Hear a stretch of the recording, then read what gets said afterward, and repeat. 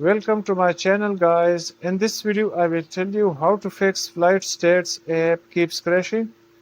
So please watch the full video. Let's get started. First of all, long press on Flightstats app. Then tap on app info option. After that, tap on storage usage. Now tap on clear cache. And now tap on clear data. Now tap on OK. Now the cache and data has been cleared, so close this app and go to Play Store or App Store if you are using iOS or iPad.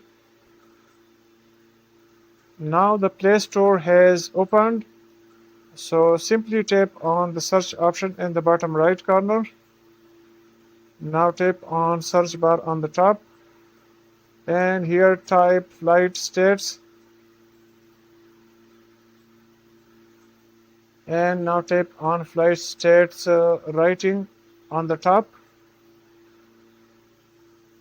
So here you will see update button option. So simply tap on that update button to update the Flightstats app to the latest version. This will fix the issue. So hope this video will help you. Thanks.